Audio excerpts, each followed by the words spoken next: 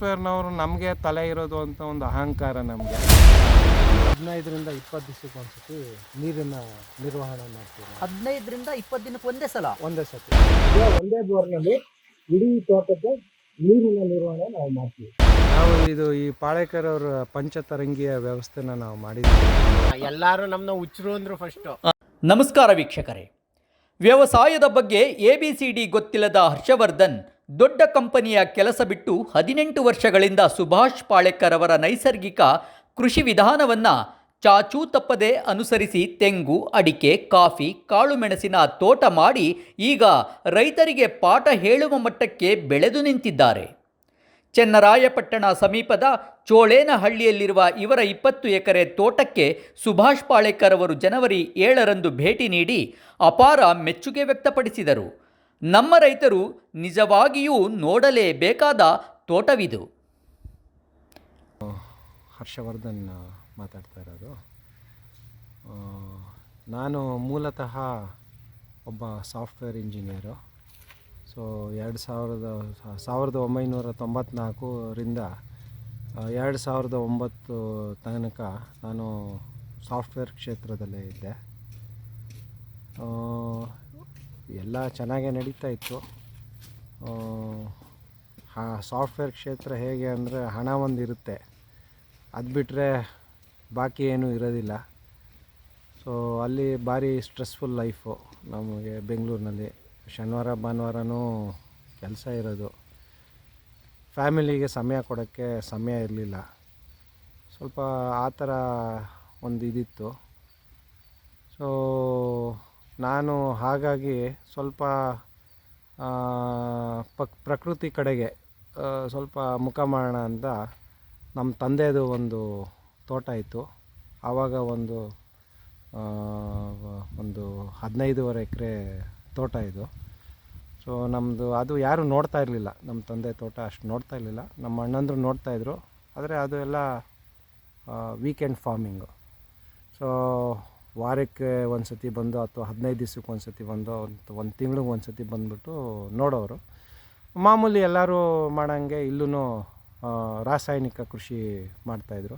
ಇಲ್ಲೂ ಇಡೀ ತೋಟ ಉಳುಮೆ ಮಾಡೋರು. ಉಳುಮೆ ಮಾಡಿಬಿಟ್ಟು ಯೂರಿಯಾ ಅದು ಇದು DIP ಈ ಥರ ಗೊಬ್ಬರ ಎಲ್ಲ ಹಾಕೋರು. ಅವರು ನಮ್ಮ ಅಣ್ಣಂದ್ರಿಗೂ ಸ್ವಲ್ಪ ಕಷ್ಟ ಆಗ್ತಾಯಿತ್ತು, ಯಾಕಂದರೆ ತುಂಬ ಖರ್ಚಿತ್ತು. ಖರ್ಚು ತಕ್ಕಂಗೆ ಅವರಿಗೆ ಇಳುವರಿ ಸಿಗ್ತಾ ಇರಲಿಲ್ಲ.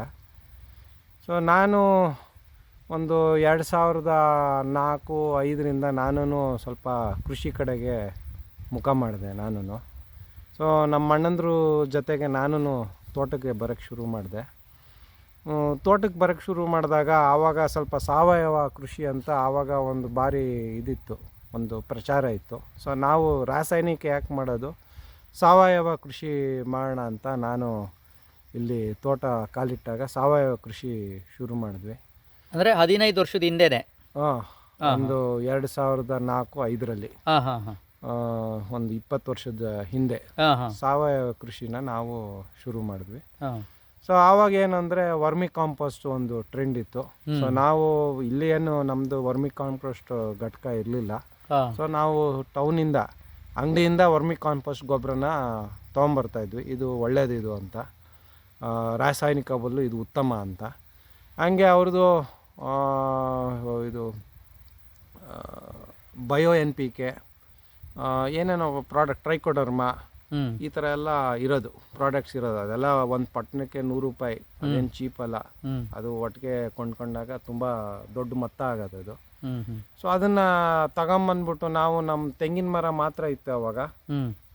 ತೆಂಗಿನ ಮರ ಸುತ್ತ ಒಂದು 7-8 ಅಡಿ ದೂರದಲ್ಲಿ ನಾವು 1 ಅಡಿ ಟ್ರೆಂಚ್ ತೆಗೆದುಬಿಟ್ಟು ಈ ವರ್ಮಿ ಕಾಂಪೋಸ್ಟ್ ಗೊಬ್ಬರ ಮತ್ತು ಬಯೋ NPK ಮತ್ತು ಸ್ವಲ್ಪ ಬೂದಿ ಇವೆಲ್ಲ ಹಾಕ್ಬಿಟ್ಟು ಮತ್ತೆ ಆ ಟ್ರೆಂಚ್ನ ಮುಚ್ಚಿಬಿಡ್ತಾಯಿದ್ವಿ. ಈ ಥರ ನಾವು ಕೃಷಿ ಮಾಡೋಕ್ಕೆ ಶುರು ಮಾಡಿದ್ದು. ನಿಮಗೆ ಈ ನೈಸರ್ಗಿಕ ಕೃಷಿ ಬಗ್ಗೆ ಆಸಕ್ತಿ ಬಂದಿದ್ದೆ ಸರ್? ಅದಕ್ಕೆ ಅಲ್ಲಿಗೆ ಬರ್ತೀನಿ ನಾನು. ಸೊ ಈ ಥರ ಕೃಷಿ ಮಾಡೋಕ್ಕೆ ಶುರು ಮಾಡಿದ್ವಿ. ಸೊ ಅದು ಸ್ವಲ್ಪ ಲೇಬರ್ ಇಂಟೆನ್ಸಿವ್. ಇವಾಗ ಮರದ ಸುತ್ತ 1 ಅಡಿ ಟ್ರೆಂಚ್ ತೆಗಬೇಕು ಅಂದರೆ ಅದಕ್ಕೆ ಲೇಬರ್ ಬೇಕು. ಮತ್ತು ಇವು ಗೊಬ್ಬರನೂ ವರ್ಮಿ ಕಾಂಪೋಸ್ಟ್ ಅಂದರೆ ಅದಕ್ಕೂ ಒಂದು ರೇಟ್ ಇತ್ತು, ಸ್ವಲ್ಪ ನೆನಪಿಲ್ಲ ನನಗೆ. Hmm. But bio N P K ಎಲ್ಲ ಒಂದು 100 ರೂಪಾಯಿ ಒಂದು ಪಟ್ನ ಇತ್ತು. ಹ್ಮ್. ಇದು ವರ್ಮಿ ಕಾಂಪೋಸ್ಟು ಒಂದು 50 kg ಚೀಲದಲ್ಲಿ ತಗೊಂಬರ್ತಾ ಇದ್ವಿ. ಸುಮಾರು ಚೀಲಗಳು ತಗೊಂಬರ್ತಾ ಇದ್ವಿ ನಾವು. ಸೊ ಇದನ್ನೆಲ್ಲ ಹಾಕಕ್ಕೆ ಶುರು ಮಾಡಿದಾಗ ಏನಾಯಿತು, ನಮಗೆ ಲಕ್ಷಾಂತರ ರೂಪಾಯಿ ಖರ್ಚಾಗಕ್ಕೆ ಶುರು ಆಯಿತು. ಹ್ಮ್. ಸೊ ಲಕ್ಷಾಂತರ ರೂಪಾಯಿ ಆಗ್ತಾಯಿತ್ತು, ಆದರೆ ಅದ್ರ ತಕ್ಕಂಗೆ ನಮಗೆ ಆದಾಯ ಬರ್ತಾ ಇರಲಿಲ್ಲ. ಸೊ ನಮ್ಮ ಖರ್ಚು ಜಾಸ್ತಿ ಇರೋದು, ಇವಾಗ ಒಂದು 10 ಲಕ್ಷ ಖರ್ಚಾದರೆ ಒಂದು 2 ಲಕ್ಷ ಆದಾಯ ಬರೋದು, ಹ್ಮ್. ಆ ಥರ ಆಗ್ಬಿಡ್ತು ನಮಗೆ. ಹ್ಮ್. ಸೊ ಹಿಂಗೆ ನಡೀತಾ ಇತ್ತು. ಸ್ವಲ್ಪ ನಮಗೂ ಖರ್ಚಾಯಿತು. ಕೊನೆಗೆ ನಾನು ಸಾಲ ಮಾಡ್ಕೊಳಕ್ಕೆ ಶುರು ಮಾಡಿದೆ. ನಾನು ಸಾಫ್ಟ್ವೇರ್ ಕಂಪ್ನಿನಲ್ಲಿ ಇದ್ಬಿಟ್ಟು ಅಲ್ಲಿ ದುಡಿದ್ಬಿಟ್ಟು ಹ್ಮ್. ಅದ್ರ ಮೇಲೆ ಮತ್ತೆ ಸಾಲ ಮಾಡಿಬಿಟ್ಟು ತೋಟಕ್ಕೆ ಹಾಕಕ್ಕೆ ಶುರು ಮಾಡಿದೆ. Okay okay. ಸೊ ಈ ಥರ ಆಯಿತು. ಆವಾಗ ಒಂದು ಯಾರೋ ಹೇಳಿದ್ರು, ನಮ್ಮ ಸಂಬಂಧಿಕರೇ ಹೇಳಿದ್ರು, ನಿರ್ಘಟ್ಟದವರು ಪ್ರಕಾಶ್ ಅಂತ, ನೋಡಿ ಇಲ್ಲಿ ನೈಸರ್ಗಿಕ ಕೃಷಿ ಅಂತ ಒಂದು ಶಿಬಿರ ಮಾಡ್ತಾಯಿದ್ದಾರೆ, ನೀವು ಯಾಕೆ ಹೋಗ್ಬಿಟ್ಟು ಅಲ್ಲಿ ಸ್ವಲ್ಪ ತರಬೇತಿ ತೊಗೊಂಡ್ರೆ ಒಳ್ಳೇದಾಗ್ತದೆ ನಿಮಗೆ ಅಂತ. ನಮಗೆ ನಾವೆಲ್ಲ ಸಾಫ್ಟ್ವೇರ್ ಟೆಕ್ಕಿಗಳು, ಅಲ್ಲಿ ಅಂತ ಇದೆ, ನಮಗೆಲ್ಲ ಗೊತ್ತು, ಅದೇ ಮಾಡ್ತಾ ಇರೋದು, ನಾವು ನೈಸರ್ಗಿಕವಾಗಿ ಮಾಡ್ತಾ ಇರೋದು, ನಾವು ಆರ್ಗ್ಯಾನಿಕ್ನೇ ನೈಸರ್ಗಿಕವಾಗಿ ಮಾಡ್ತಾ ಇರೋದು ಅಂತ ಹೇಳಿಬಿಟ್ಟೆ ನಾನು. ಆದರೆ ನನಗೇನು ಅರಿವಿರಲಿಲ್ಲ ನೈಸರ್ಗಿಕ ಕೃಷಿ ಏನು ಅಂತ.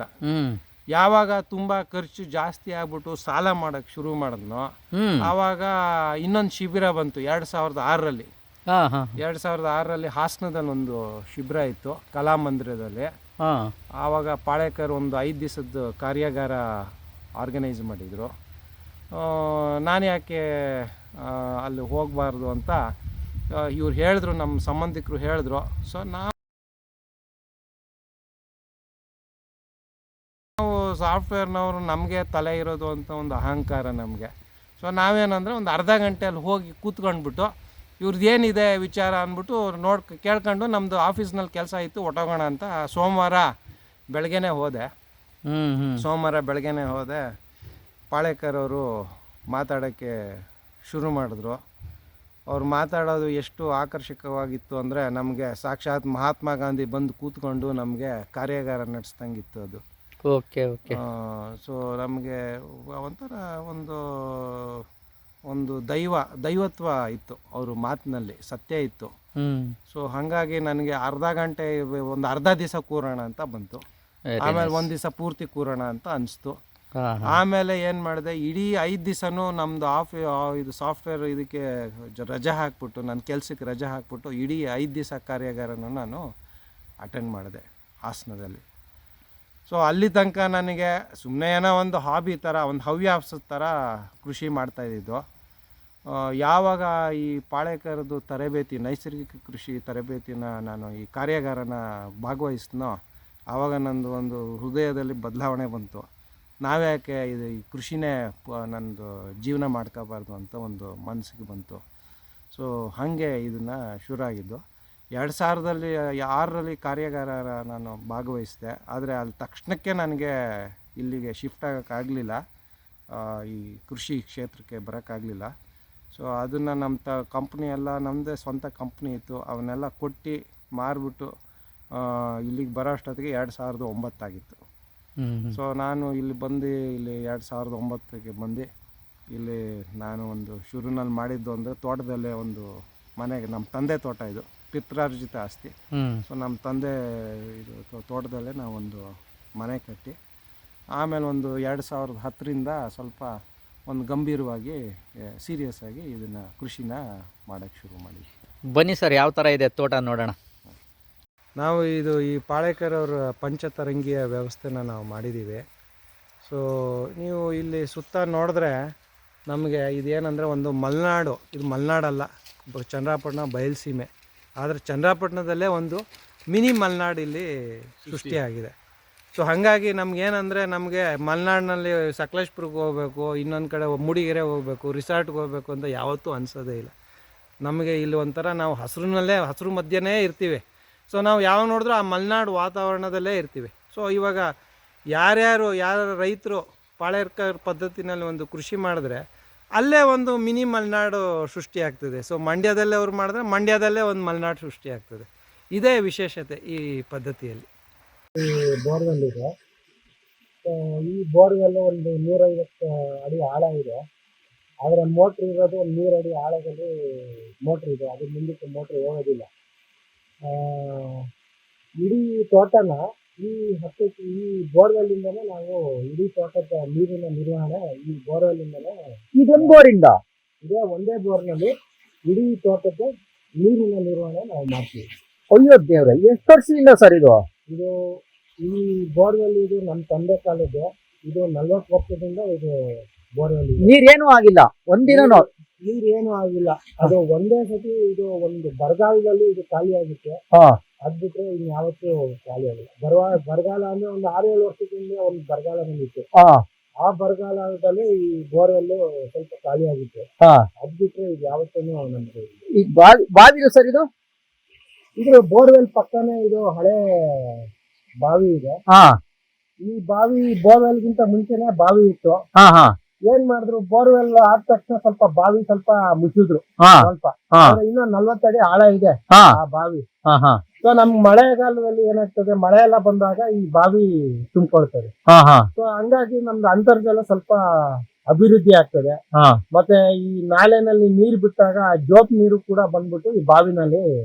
ಓ, ಹಾಗಾಗಿ ಈ ನೀರಿಗೆ ಬೋರ್ವೆಲ್ಗೆ ಏನು ತೊಂದರೆ ಆಗಿಲ್ಲ. ಹೌದು. ಸೊ ನನಗೆ ಇನ್ನ ಮುಂದಕ್ಕೆ ಏನು ಅಂದ್ರೆ, ಇದನ್ನ ಈ ಬಾವಿನ ಇವಾಗ 40 ಅಡಿ ಇದೆ, ಹಾ, ಅದನ್ನ ಇನ್ನೂ ಆಳ ಮಾಡ್ಬೇಕು ಅಂತ ನಂದೊಂದು ಪ್ಲಾನ್ ಇದೆ.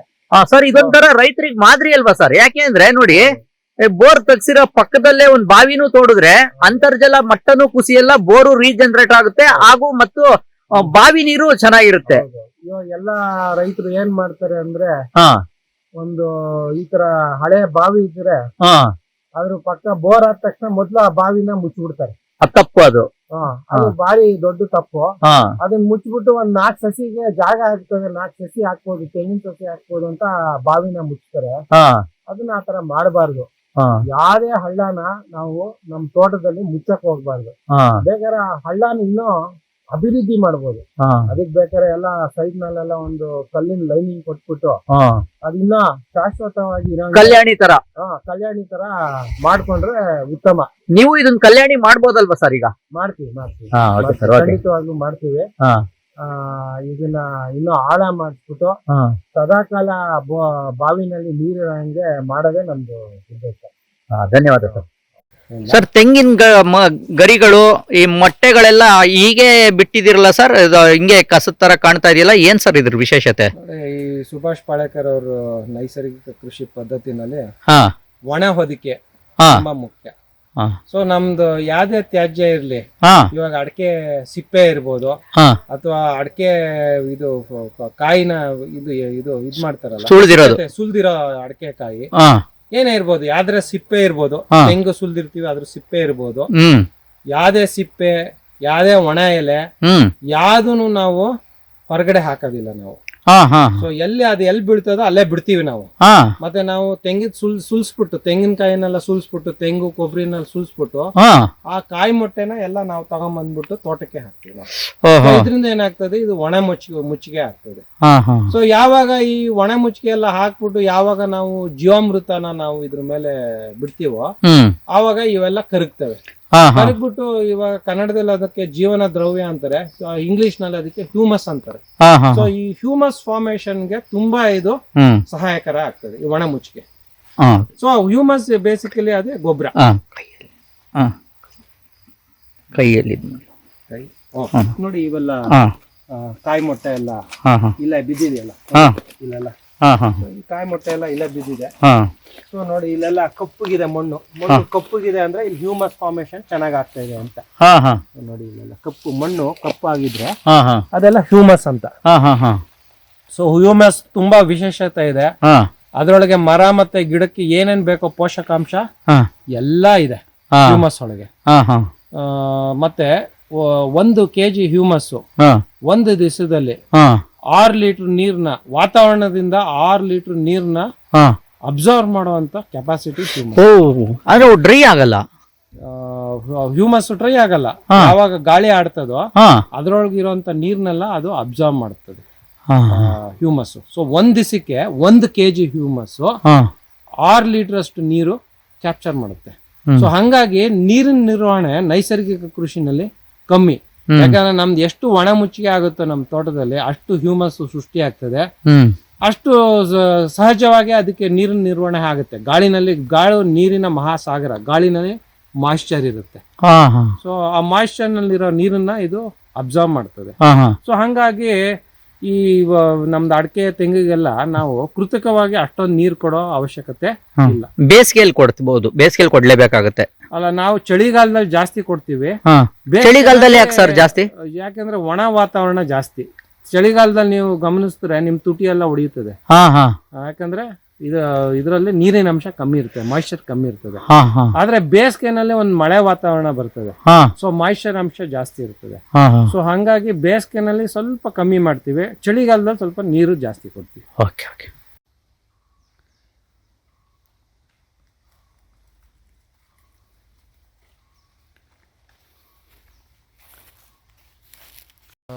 ನಾವು ಮುಖ್ಯವಾಗಿ ಈ ಸುಭಾಷ್ ಪಾಳೇಕರ್ ಅವರ ಒಂದು ಮಾಡೆಲ್ ಇದೆ, ಫ್ರೂಟ್ ಮಾಡೆಲು. ಅದನ್ನು ನಾವು ನಮ್ಮ ತೋಟದಲ್ಲಿ ಇಂಪ್ಲಿಮೆಂಟ್ ಮಾಡಿದ್ದೀವಿ. ಕನ್ನಡದಲ್ಲಿ ಅದೇನು ಪದ ಬಳಸ್ತಾರೋ ಗೊತ್ತಿಲ್ಲ, ಬಟ್ ಅದನ್ನು ಇಂಗ್ಲೀಷ್ನಲ್ಲಿ ಹೇಳಬೇಕಂದ್ರೆ ಆ ಮಾಡೆಲ್ನ ನಾವು ಇಂಪ್ಲಿಮೆಂಟ್ ಮಾಡಿದ್ದೀವಿ. 5 ಟೈರ್ ಸಿಸ್ಟಮ್, ಪಥ ಅಂತರ 5 ಟೈರ್ಗೆ. ಹೌದು, 5 tier system, 5 layer, 5 layer system ಇದು. ಸೊ ಏನು ಅಂದರೆ ತೆಂಗಿನ ತೋಟ ಇದೆ. ಸೊ ತೆಂಗು ಒಂದು ಬೆಳೆ. ಸೊ ತೆಂಗು ಮತ್ತು ಅಡಿಕೆ, ತೆಂಗು ಜೊತೆ ಅಡಿಕೆ ಇದೆ. ಸೊ ಇವಾಗ ಒಂದೇ ಜಾಗದಲ್ಲಿ ನಮಗೆ ತೆಂಗಿಂದನೂ ಫಸಲು ಸಿಗುತ್ತೆ, ಮತ್ತು ಅಡಿಕೆಯಿಂದನೂ ನಮಗೆ ಫಸಲು ಸಿಗುತ್ತೆ. ಸೊ ಮತ್ತು ನಾವು ಇದು ಅಡಿಕೆ ಮೇಲೆ ನಾವು ಮೆಣಸಿನ ಬೀಳು ಹಾಕಿದ್ದೀವಿ. ಮತ್ತು ಕೆಳಗಡೆ ನಮ್ಮ ಹತ್ರ ಕಾಫಿ ಗಿಡ ಇದೆ, ಮತ್ತು ಅದ್ರ ಕೆಳಗಡೆ ಅರಿಶಿನ ಗಿಡ ಇದೆ. ಸೊ ನಮಗೆ ಏನು ಅಂದರೆ ಒಂದೇ ಜಾಗದಲ್ಲಿ ನಮಗೆ ತೆಂಗು, ಅಡಿಕೆ, ಮೆಣಸು, ಕಾಫಿ, ಮತ್ತು ಅರಿಶಿಣ, ಮತ್ತು ಬಾಳೆ ಸ್ವಲ್ಪ ಎತ್ತರ ಆದಮೇಲೆ ತೆಂಗು ಅಡಿಕೆ ಬೆಳೆದ ಮೇಲೆ ಅಷ್ಟು ಚೆನ್ನಾಗಿ ಬರೋದಿಲ್ಲ, ಯಾಕಂದರೆ ನೆರಳು ಜಾಸ್ತಿ ಆಗುತ್ತೆ. ಸೊ ಬಾಳೆ ಬದಲು ನಾವು ಏಲಕ್ಕಿ ಹಾಕೋಬೋದು. ಆದರೆ ಬಾಳೆನೂ ಈ ನೆರಳನ್ನು ಚೆನ್ನಾಗಿ ಬಂದಿದೆ, ಬೇಕಾದ್ರೆ ನೀವು ಅಲ್ಲಿ ಕಾಣ್ಬೋದು.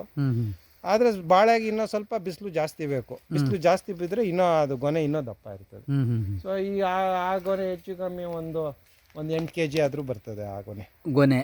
ಒಂದು ನಿಮಿಷ ಗೊನೆನ ಮಾಡ್ತೀನಿ. ಹಾಂ, ಓಕೆ ಓಕೆ. ಇವರು ರಂಜಿತ್ ಅಂತ. ಹಾಂ ಸರ್, ನಮಸ್ತೆ. ನಮಸ್ಕಾರ. ನಮಗೆ ಆ್ಯಕ್ಚುಲಿ ಒಂದು 15-16 ವರ್ಷದಿಂದ ರಂಜಿತ್ ಪರಿಚಯ ನನಗೆ. ಸೊ ನಮ್ಮ ಮನೆ ಕಟ್ಟೋದ್ರಿಂದ ಹಿಡಿದು ಮತ್ತು ಒಂದು ಶುರುವಿನಲ್ಲಿ ಒಂದು 10-12 ವರ್ಷ ಇವರೇ ತೋಟದ ನಿರ್ವಹಣೆ ಮಾಡಿದ್ವಿ. ಇಡೀ ತೋಟನ ಇವರೇ ನೋಡ್ತಾ ಇದ್ವಿ. Very nice. ಆವಾಗ ಭಾರಿ ಚೆನ್ನಾಗಿತ್ತು. 2018ರಲ್ಲಿ ಪಾಳೇಕರ್ ಬಂದಾಗ, ಮೊದಲನೇ ಸತಿ ಪಾಳೇಕರ್ ಬಂದಾಗ ರಂಜಿತ್ ಅವರಿದ್ರು. ಆಮೇಲೆ ಕಾರಣಾಂತರದಿಂದ ಒಂದು 4-5 ವರ್ಷ ಅವ್ರು ಇರ್ಲಿಲ್ಲ. ಸೊ ಹಂಗಾಗಿ ಅವ್ರು ಇಲ್ದೇ ಇದ್ದಾಗ ನಾವು ಇನ್ನೊಬ್ರು ರೈತರು ಇಟ್ಕೊಂಡಿದ್ವಿ, ಎಲ್ಲ ತೋಟನ ಹಾಳು ಮಾಡಿದ್ರು. ಆದ್ರೆ ಇವರು ಮತ್ತೆ ಬಂದಿದ್ದಾರೆ. ನಮಗೆ ಒಂಥರ ಏನಂತಾರೆ, ಆನೆ ಬಲ ಬಂದಂಗೆ ಆಗಿದೆ ನನಗೆ. ಸೊ ಇವಾಗ ಒಂದು 4-5 ತಿಂಗಳಿಂದ ಮತ್ತೆ ಚೆನ್ನಾಗಿ ತೋಟನ ನಿರ್ವಹಣೆ ಮಾಡ್ತಾ ಇದ್ದಾರೆ. ಸರ್ ನಮಸ್ತೆ. ಸರ್ ನಮಸ್ತೆ. ಹೇಗೆ ಅನ್ನಿಸ್ತಾ ಇದೆ ಸರ್? ಚೆನ್ನಾಗಿದೆ, ತುಂಬ ಚೆನ್ನಾಗಿದೆ. ಅಲ್ಲ, ನಿಮಗೆ ಈ ನೈಸರ್ಗಿಕ ಕೃಷಿ ಪದ್ಧತಿ ಬಗ್ಗೆ ನೀವೇನು ಹೇಳ್ತೀರಾ ಸರ್? ಅದೇ ಪಾಳೇಕರ್ಜಿದ್ದು ಕೃಷಿ ಇದಕ್ಕೆ ನಾವು ಹೋಗಿದ್ವು ಸೆಮಿನಾರ್ಗೆ. ಅಲ್ಲಿಂದ ಮತ್ತೆ ನಮ್ಮ ಗುರುಗಳು ಯಾವ ರೀತಿ ಹೇಳಿರೋ ಆ ರೀತಿ ಮಾಡ್ಕೊಂಡು ಹೋಗ್ತಾ ಇದೀವಿ. ನೀರು ಕಡಿಮೆ ತಗೊಳುತ್ತೆ, ನೀರು ಅತ್ಯಂತ ಕಡಿಮೆ, ಜೀವಾಮೃತ, ಘನ ಜೀವಾಮೃತ, ಈ ಅಗ್ನಿಅಸ್ತ್ರ, ಬ್ರಹ್ಮಾಸ್ತ್ರ, ಬರೀ ನಾವು ಇದೇ ಇದು ಮಾಡ್ತೀವಿ. ನೋಡಿ, ನೀವೇ ತೋಟ ನೋಡಿ ಯಾವ ರೀತಿ ಇದೆ ಅಂತ. ಒಂದೇ ಈಗ ನಾವು 10 ಬೆಳೆಗೆ ನೀರು ಕೊಡೋದೇ ನಾವು 1 ಬೆಳೆಗೆ ನೀರು ಕೊಟ್ಟು 10 ಬೆಳೆ ತೆಗಿತೀವಿ. ಅವ್ರೇನ್ ಮಾಡ್ತಾರೆ, ಫ್ಲಡ್ ಇರಿಗೇಷನ್ ಅದು ಇದು ಏನೋ ಮಾಡ್ಕೋತಾರೆ ಬೇರೆ ರೈತರು, ಕೆಮಿಕಲ್ ಫಾರ್ಮರ್ಸು. ಆ ಬೆಳೆನೂ ಸರಿಯಾಗಿ ಒಂದು ಬೆಳೆನೇ ಸರಿಯಾಗಿ ತೆಗಿಯೋದಿಲ್ಲ. ನಾವೀಗ ಒಂದೇ ನೀರಲ್ಲಿ ಇಷ್ಟೊಂದು ಬೆಳೆ ವೈವಿಧ್ಯವಾಗಿ ತೆಗೆದಿದ್ವಿ. ಒಟ್ಟಿಗೆ ಸಂತೋಷ ಇದೆ ಇದರಲ್ಲಿ, ನೆಮ್ಮದಿ.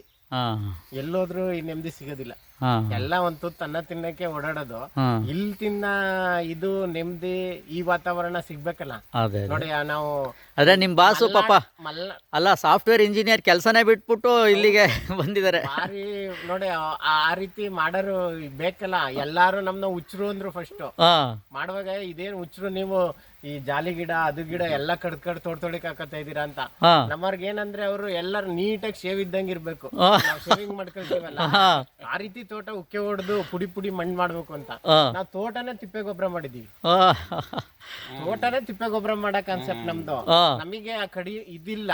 ಹಾ. ಅವ್ರ ಹತ್ರ ಹೊರಗಡೆಯಿಂದ ಏನು ತಂದಾಕ್ಬೇಕು ಅನ್ನೋದಿಲ್ಲ. ಹಾ ನಾವ್ ಏನೈತೆ ನಮ್ ನಾಟಿ ಹಸು ಹಾ ಅದ್ರದ್ದೇ ಗಂಜಲ ಇದು ಎಲ್ಲ ನಾವು ಇಲ್ಲೇ ಏನ್ ಸೃಷ್ಟಿ ಮಾಡ್ಬೇಕು ಎಲ್ಲ ಇಲ್ಲೇ ಸೃಷ್ಟಿ. ಹಾ. ಈ DAP ಯೂರಿಯಾ ಅವರೆಲ್ಲ ಹೊರಗಡೆಯಿಂದ ತಂದಾಕ್ತಾರೆ. ನಾವೇನ್ ಮಾಡ್ತೀವಿ ಇಲ್ಲೇ ಸೃಷ್ಟಿ ಮಾಡ್ತೀವಿ. ಆ ತೆಂಗಿನ ಸಿಪ್ಪೆ ಗರಿ ಅದ್ರಲ್ಲೆಲ್ಲ ಪೊಟ್ಯಾಶ್ ಜಾಸ್ತಿ ಇದೆ. ಹಾ. ಪೊಟ್ಯಾಶ್ ಅಲ್ಲೈತೆ. ಈ ಗ್ಲಿರಿಸಿಡಿಯ ನೋಡಿ ಹಾ ಅದ್ರಲ್ಲಿ ನೈಟ್ರೋಜನ್ ಫಿಕ್ಸೇಷನ್ ಆಗುತ್ತೆ. ಅನ್ನಕ್ಕೆ ಸಾರಾಗ್ತಂಗೆ, ಹಾ ಹಾ ಅನ್ನಕ್ಕೆ ಸಾರಾಗ್ತಂಗೆ ಭೂಮಿಗೆ. ಹಾ ನಾವೇನ್ ಮಾಡ್ತೀವಿ ತಗೊಂಡೋಗಿ ಹೊರಗಡೆಯಿಂದ ತರೋದು.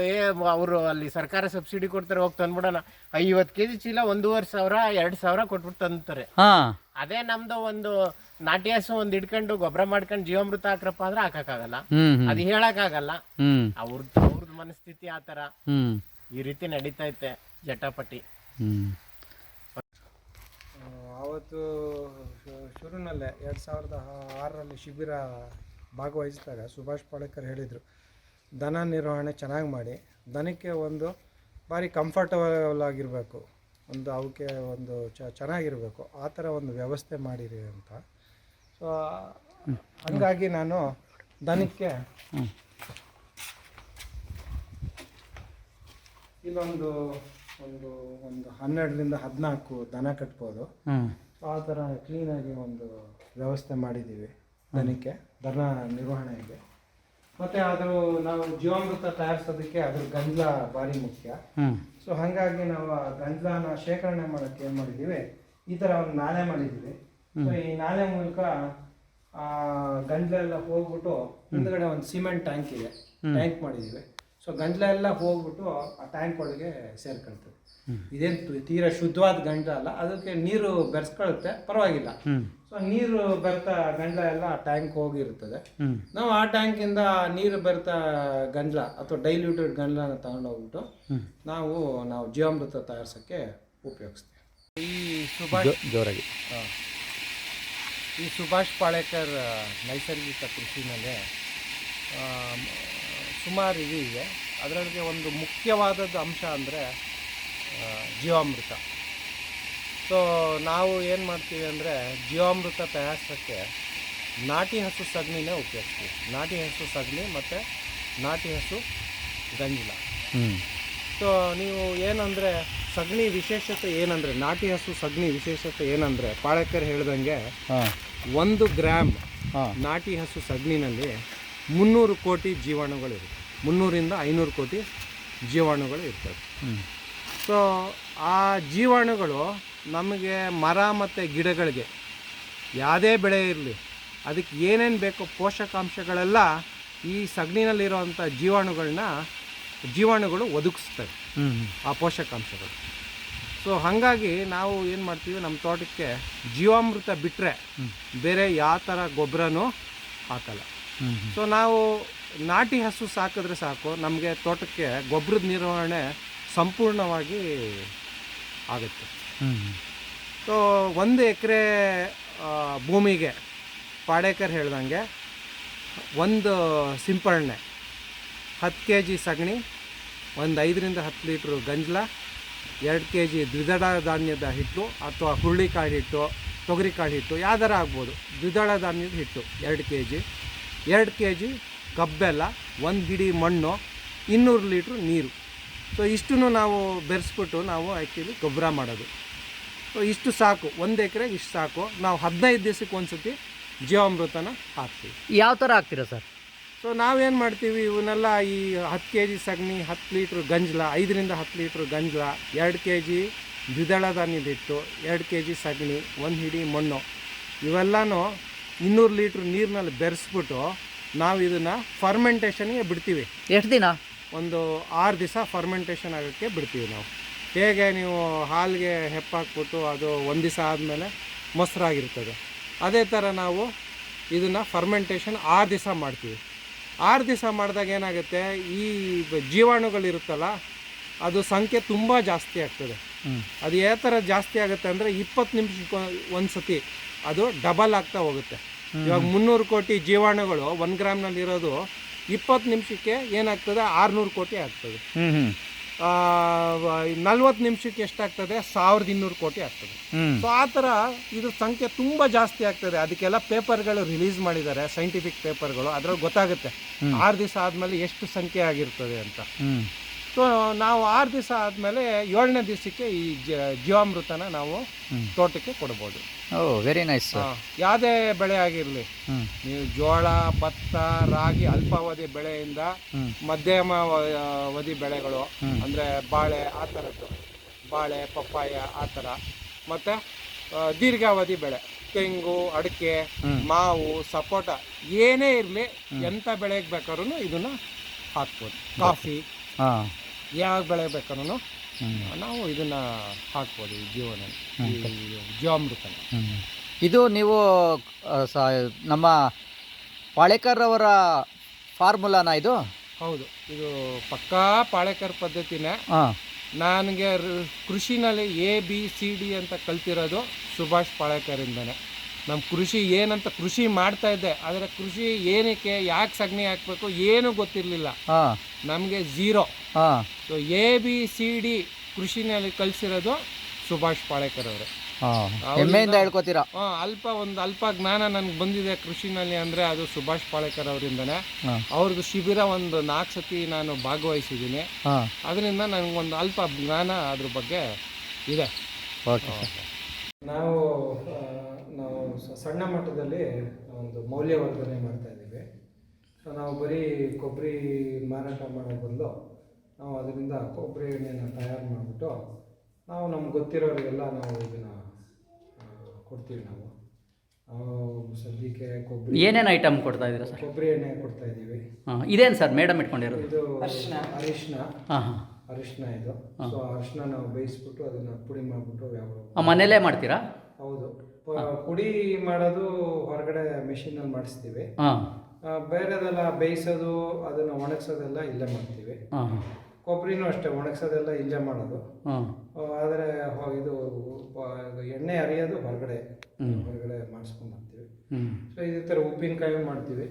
ಸೊ ನಾವು ಸ್ವಲ್ಪ ನಿಂಬೆ, ದೊಡ್ಡಕಾಯಿ, ಹುರುಳಿಕಾಯಿ, ಎರಳಿಕಾಯಿ ಎಲ್ಲ ಬೆಳಿತೀವಿ. ಅದನ್ನು ಮೌಲ್ಯವರ್ಧನೆ ಮಾಡಿಬಿಟ್ಟು ಈ ಥರ ಉಪ್ಪಿನಕಾಯಿ ಮಾಡ್ತೀವಿ. ಸೊ ಇದನ್ನು ಮಾರ್ಕೆಟ್ನಲ್ಲಿ ನಮ್ಗೆ ಗೊತ್ತಿರೋರೆಲ್ಲ ತುಂಬ ಇಷ್ಟಪಟ್ಬಿಟ್ಟು ಇದನ್ನೆಲ್ಲ ಕೊಡ್ತಾರೆ. ಸ್ವಲ್ಪ ಮೆಣಸನ್ನು ಒಣಗಿಸ್ಬಿಟ್ಟು ನಾವು ಮಾರ್ತೀವಿ. ಸದ್ಯಕ್ಕೆ ಆದರೆ ಮೆಣಸು ಸ್ಟಾಕ್ ಇಲ್ಲ. ಈ ಥರ ನಾವು ಮೌಲ್ಯವರ್ಧನೆ ಮಾಡೋದ್ರಿಂದ ಸ್ವಲ್ಪ ನಮಗೆ ಈ ನೇರವಾಗಿ ಬರೀ ಕೊಬ್ಬರಿನ ಮಾರೋದಕ್ಕಿಂತ ಮೌಲ್ಯವರ್ಧನೆ ಮಾಡಿದ್ರೆ ಸ್ವಲ್ಪ ಹೆಚ್ಚು ಹಣ ನಮಗೆ ಸಿಗುತ್ತೆ. Very nice sir. ಗಂಜಲ ಶೇಖರಣೆ ಮಾಡಿದ್ವಿ. ಇದನ್ನು ಗಂಜಲಾನೆ, ನೀರು ಕರಕ ಗಂಜಲ.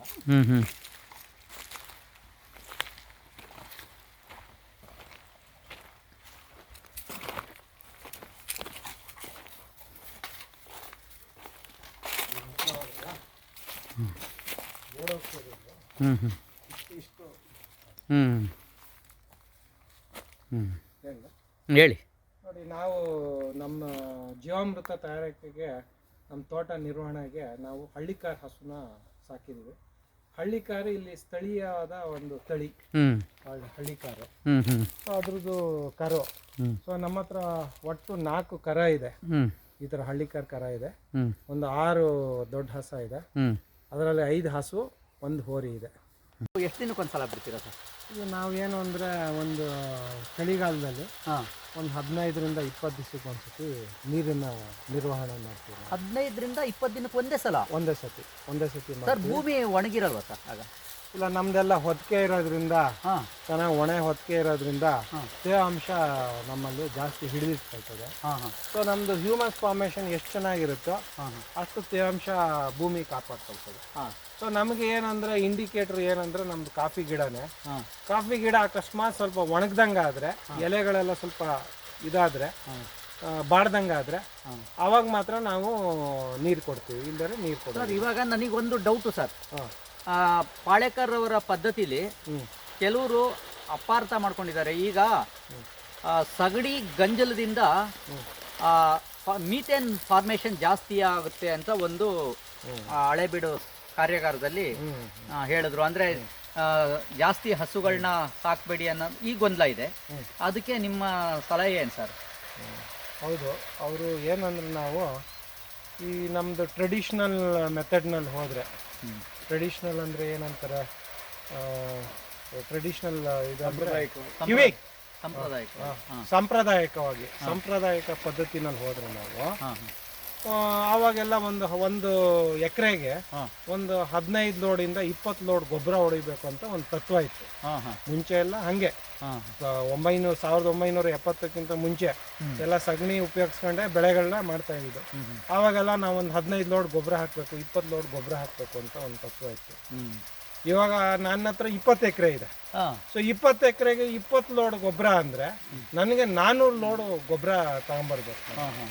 ಸೊ ಇಷ್ಟೆಲ್ಲ ಎಲ್ಲಿ ತಗೊಂಬರೋದು? ಅಷ್ಟೊಂದು ಹಸು ಎಲ್ಲಿದೆ ಇವಾಗ? ಖಂಡಿತ ಇಲ್ಲ, ಅಷ್ಟೊಂದು ಹಸು ಇಲ್ಲ. ಮತ್ತೆ ಅಷ್ಟೊಂದು ಸಗಣಿ ಎಲ್ಲ ಹಾಕಿದ್ರು ಅದೇ ಸುಭಾಷ್ ಪಾಳೇಕರ್ ಅವ್ರು ಹೇಳ್ದಂಗೆ ಮೀಥೇನ್ ಎಮಿಷನ್ಸ್ ಎಲ್ಲ ಜಾಸ್ತಿ ಆಗ್ತದೆ. ಸೊ ನಮಗೆ ಅಷ್ಟೊಂದು ಸಗಣಿ ಅವಶ್ಯಕತೆ ಇಲ್ಲ. ಸೊ ನಮ್ಮ ಈ ಪಾಳೇಕರ್ ಪದ್ಧತಿನಲ್ಲಿ ನೋಡಿ ನಾವು ಬರೀ 6 ಹಸು ಇಟ್ಕೊಂಡು ನಾವು ದೊಡ್ಡ ಹಸು ಇಟ್ಕೊಂಡು ಒಂದು 4 ಕರ ಇದೆ. ಸೊ ಇಡೀ 20 ಎಕರೆಗೆ ನಾವು 6 ಹಸು ಇಟ್ಕೊಂಡಿದ್ದೀವಿ. ಸಾಕು 6 ಹಸು ಸಾಕು. ಯಾಕೆಂದ್ರೆ ನಾವೇನು ಮಾಡ್ತಾ ಇದ್ದೀವಿ, ಜೀವಾಮೃತ ಅಂತ ತಯಾರಿಸ್ತಾ ಇದ್ದೀವಿ.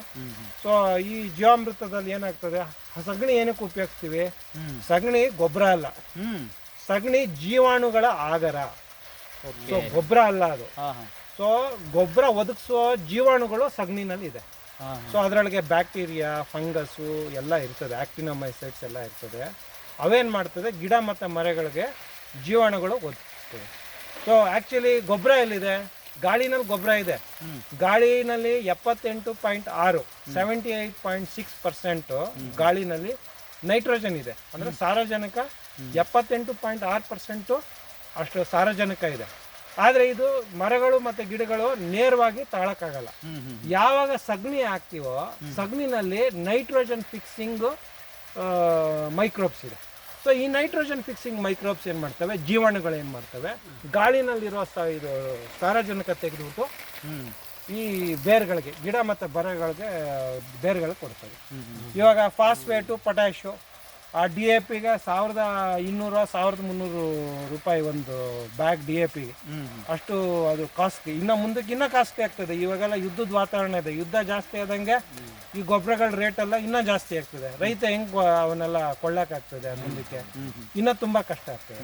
ಸೊ ಯಾವಾಗ ನಾವು ಸಗಣಿ ಹಾಕ್ತೀವೋ ಅದರೊಳಗೆ ಈ ಫಾಸ್ಫೇಟು ಮತ್ತು ಪೊಟ್ಯಾಶು ಎಲ್ಲ ಭೂಮಿನಲ್ಲೇ ಇದೆ. ಯಾವುದನ್ನು ಹೊರಗಡೆಯಿಂದ ತಗೊಂಬಂದು ಹಾಕೋ ಅವಶ್ಯಕತೆ ಇಲ್ಲ. ಆದರೆ ಅದು ಏನಂದರೆ ಅಕ್ಕಿ ರೂಪದಲ್ಲಿದೆ, ಅನ್ನ ರೂಪದಲ್ಲಿ ಇಲ್ಲ. ಆಯಿತಾ? ಸೊ ಅದನ್ನು ಬೇಯಿಸೋರು ಯಾರು ಬೇಕು, ಆ ಅಕ್ಕಿನ ಬೇಯಿಸ್ಬಿಟ್ಟು ಅನ್ನ ರೂಪಕ್ಕೆ ತರೋರು ಯಾರು ಬೇಕು. ಅದೇ ಈ phosphate solubilising bacteria, potash solubilising bacteria ಅಂತ ಇದ್ದಾವೆ. ಅವೆಲ್ಲ ಸಗಣಿ ಒಳಗಿರುತ್ತೆ. ಯಾವಾಗ ಸಗಣಿ ಹಾಕ್ತೀವೋ ಅವಾಗ ಆಟೋಮ್ಯಾಟಿಕ್ಕಾಗಿ ಆ ಅಕ್ಕಿ ರೂಪದಲ್ಲಿರೋವಂಥ ಆ ಫಾಸ್ಫೇಟು ಮತ್ತು ಪೊಟ್ಯಾಶ್ನ ಅನ್ನದ ರೂಪಕ್ಕೆ ತರುತ್ತೆ. ಯಾವಾಗ ಅನ್ನದ ರೂಪಕ್ಕೆ ಬರುತ್ತೋ ಅದು ಗಿಡ ಮತ್ತು ಮರಗಳು ಅದನ್ನು ತಗೊಳ್ಳುತ್ತೆ. ಒಳ್ಳೆ ವಿಚಾರ ಸರ್. ನೀವು ಇದು ಕೆಲವರಿಗೆ ಗೊತ್ತಾಗಲ್ಲ ಇಂಥ ವಿಚಾರಗಳು. ಈಗ ನೀವು ಇದನ್ನ ಸವಿಸ್ತಾರವಾಗಿ ಹೇಳಿದ್ದೀರಾ. ಇಂಥ ವಿಚಾರಗಳನ್ನ ನಮ್ಮ ರೈತರುಗಳು ಅನುಸರಿಸ್ಕೊಂಡೋದ್ರೆ ತುಂಬಾ ಒಳ್ಳೆ ಪದ್ಧತಿ ಅನ್ಸುತ್ತೆ.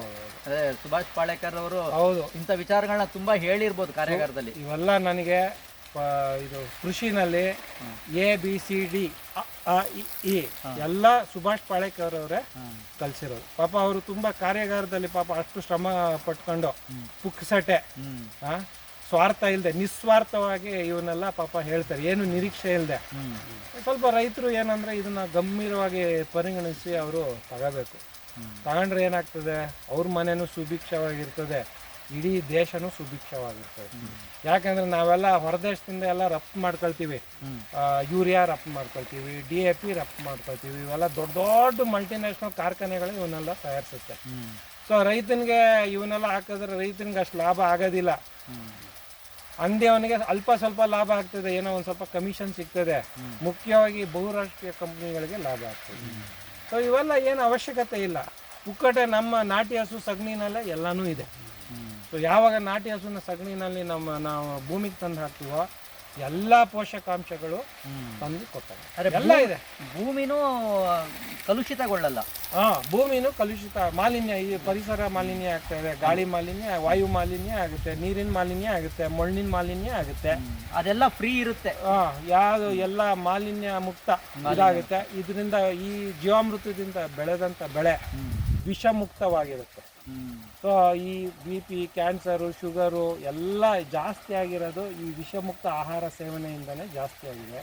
ಯಾವಾಗ ನಾವು ಈ ಥರ ಸಗಣಿ ಜೀವಾಮೃತದಿಂದ ಬೆಳೆಗಳನ್ನ ಬೆಳಿತೀವೋ ಆವಾಗ ನಮಗೆ ವಿಷಮುಕ್ತ ಆಹಾರ ಸಿಗುತ್ತೆ. ವೀಕ್ಷಕರೇ ನೋಡಿದ್ರಲ್ಲ, ನಮ್ಮ ಹರ್ಷವರ್ಧನ್ ರವರು ಯಾವ ರೀತಿ ಎಕ್ಸ್ಪ್ಲೈನ್ ಮಾಡಿದ್ರು ಅಂತ ನೋಡಿ. ನೈಸರ್ಗಿಕವಾಗಿ ಬೆಳೆಯೋದ್ರಿಂದ ಎಷ್ಟು ಆನಂದವಾಗಿದ್ದಾರೆ, ಮತ್ತು ಮಣ್ಣು ಕೂಡ ವಿಷವಾಗಲ್ಲ. ಈ ಥರ ಒಂದು ಪದ್ಧತಿನ ನಮ್ಮ ರೈತರೆಲ್ಲ ಪಾಲನೆ ಮಾಡ್ಕೊಂಡು ಹೋದರೆ ನಮ್ಮ ಇಡೀ ಪ್ರಪಂಚದಲ್ಲಿ ವಿಷಮುಕ್ತ ಭೂಮಿ, ವಿಷಮುಕ್ತ ಆಹಾರ, ಮತ್ತು ನಮ್ಮ ಜನಕ್ಕೆ ಒಂದು ಯಥೇಚ್ಛವಾದ ಒಂದು ಧೈರ್ಯನೂ ಕೂಡ ಬರುತ್ತೆ. ತುಂಬ ದುಡ್ಡು ಖರ್ಚು ಮಾಡ್ಕೊಳ್ದಂಗೆ ನೆಮ್ಮದಿಯಾಗಿರ್ಬೋದು ಅನ್ನೋದನ್ನು ನಮ್ಮ ಹರ್ಷವರ್ಧನ್ ಅವರು ಒಂಥರ ತುಂಬ ಚೆನ್ನಾಗಿ ನಮ್ಮ ವಿಶ್ವಪಥ ವೀಕ್ಷಕರಿಗೆ ತಿಳಿಸ್ಕೊಟ್ಟಿದ್ದಾರೆ. ಸರ್, ಇಲ್ಲಿವರೆಗೆ ಇದನ್ನು ಸವಿಸ್ತಾರವಾಗಿ ನಮಗೆ ಹೇಳಿದ್ದಕ್ಕೆ ತುಂಬ ಧನ್ಯವಾದಗಳು ಸರ್. ನಿಮಗೆ ದೇವರು ಒಳ್ಳೇದು ಮಾಡಲಿ. ಹಾಗೂ ನಮ್ಮ ವಿಶ್ವಪಥ TV ವೀಕ್ಷಕರಿಗೂ ಏನಾದ್ರು ಒಂದು ಹೇಳಿ ಸರ್. ನನಗೆ ನಮಸ್ಕಾರ. ನಮಗೆ ವಿಶ್ವಪಥ TV ಅವರು ಇಲ್ಲಿ ಮಾತಾಡೋದಕ್ಕೆ ಅವಕಾಶ ಕೊಟ್ಟಿದ್ದಕ್ಕೆ ತುಂಬ ಧನ್ಯವಾದಗಳು. ಮತ್ತು ಅವ್ರಿಗೆ ತುಂಬ ಕೃತಜ್ಞತೆಯನ್ನು ಸಲ್ಲಿಸ್ತೇನೆ. ಯಾಕೆಂದರೆ ಅವರು ಇಂಥ ಒಂದು ಭಾರಿ ಮುಖ್ಯವಾದ ವಿಷಯವನ್ನು ಅವರು ನನ್ನನ್ನು ಉದಾಹರಣೆಯಾಗಿ ತಗೊಂಡು ಎಲ್ಲ ರೈತರುಗಳಿಗೂ ತಲುಪಿಸ್ತಾ ಇದ್ದಾರೆ. ಇದು ಭಾರಿ ಒಂದು ಪವಿತ್ರವಾದ ಕೆಲಸ ಅಂತ ನಾನು ಭಾವಿಸ್ತೀನಿ. ಯಾಕೆಂದರೆ ಒಬ್ಬ ರೈತ ಸದೃಢ ಆದರೆ ಒಂದು ಗ್ರಾಮ ಸದೃಢ ಆಗುತ್ತೆ, ಒಂದು ಊರು ಸದೃಢ ಆಗುತ್ತೆ, ರಾಜ್ಯ ಸದೃಢ ಆಗುತ್ತೆ, ಇಡೀ ದೇಶ ಸದೃಢ ಆಗುತ್ತೆ. ತುಂಬ ಒಳ್ಳೆ ಕೆಲಸ ಮಾಡ್ತಾ ಇದ್ದಾರೆ. ಇದು ಕೊನೆ ಆಗದೆ ಇರಲಿ. ಇನ್ನು ಮುಂದಕ್ಕೆ ನನ್ನಂಥ ರೈತರು, ನೈಸರ್ಗಿಕ ಕೃಷಿ ಮಾಡೋವಂಥ ರೈತರನ್ನ ಉದಾಹರಣೆಯಾಗಿ ತಗೊಂಡು ಇನ್ನು ಮುಂದಕ್ಕೆ ಇನ್ನೂ ಜಾಸ್ತಿ ನೈಸರ್ಗಿಕ ಕೃಷಿ ರೈತರನ್ನ ಸಂದರ್ಶನ ಮಾಡಿ ಈ ವಿಚಾರವನ್ನು ಇನ್ನೂ ಜಾಸ್ತಿ ಜನಕ್ಕೆ ತಲುಪಿಸಲಿ ಅಂತ ನಾನು ಆಶಿಸ್ತೇನೆ. ನಮ್ಮ ವಿಶ್ವಪಥ ಮುಖ್ಯಸ್ಥರಾದ RP ವೆಂಕಟೇಶ್ ಮೂರ್ತಿಯವ್ರದ ಕನಸು ಕೂಡ ಇದೇನೆ. ನಮ್ಮ ಭೂಮಿಯೆಲ್ಲ ವಿಷಮುಕ್ತವಾಗ್ತಾ ಇದೆ ನೋಡಿ. ಪಾಳೇಕರ್ ಅವರು ಇಲ್ಲಿ ಒಂದು ಕಾರ್ಯಾಗಾರ, ಒಂದು ತೋಟ ನೋಡೋಕ್ಕೆ ಎಲ್ಲ ಕಾರ್ಯಾಗಾರ ಶಿಬಿರಾರ್ಥಿಗಳನ್ನ ಕರ್ಕೊಂಬಂದು ನಿಮ್ಮ ತೋಟ ವಿಸಿಟ್ ಮಾಡ್ಸಕ್ಕೆ ಕರ್ಕೊಂಬಂದಾಗ ನಮ್ಮ RP ವೆಂಕಟೇಶ್ ಮೂರ್ತಿಯವರು ಕೂಡ ಇಲ್ಲಿಗೆ ಬಂದಿದ್ದರು. ಚುಕ್ಕಿ ನಂಜುಂಡಸ್ವಾಮಿ ಅವ್ರು ಬಂದಿದ್ದರು. ಇವರೆಲ್ಲ ನಿಮ್ಮ ತೋಟಕ್ಕೆ 2ನೇ ಸಲ ಭೇಟಿ ಕೊಟ್ಟಿರೋದು ಅಂತ ಕೇಳಿ ತುಂಬ ಖುಷಿ ಆಯಿತು. ಅದಕ್ಕೆ ನಾವು RP ವೆಂಕಟೇಶ್ ಮೂರ್ತಿಯವರು ಹೇಳಿದ್ರು, ಇದನ್ನು ಒಂದು ತೋಟನ ಸ್ವಲ್ಪ ನೈಸರ್ಗಿಕವಾಗಿ ಬೆಳೆದಿರಪ್ಪ, ತುಂಬ ಸಂತೋಷ, ಅವರನ್ನು ಒಂದು ಭೇಟಿ ಮಾಡಿ ಬನ್ನಿ ಅಂದರು. ಅದಕ್ಕೆ ಬಂದ್ವಿ ಸರ್. ನಮಸ್ತೆ ಸರ್, ಧನ್ಯವಾದಗಳು. ಮತ್ತು ವೆಂಕಟೇಶ್ ಮೂರ್ತಿ ಅವ್ರಿಗೂ ತುಂಬ ಧನ್ಯವಾದಗಳು. ನಾನು ಪಾಳೇಕರ್ ಅವ್ರ ಜೊತೆ ಅವರು ಮಾತಾಡ್ತಾ ಇದ್ದು ನೋಡಿದೆ, ಭಾರಿ ಹುರುಪಿತ್ತು ವೆಂಕಟೇಶ್ ಮೂರ್ತಿ ಅವ್ರು ಮಾತಾಡ್ತಾ ಇದ್ದು.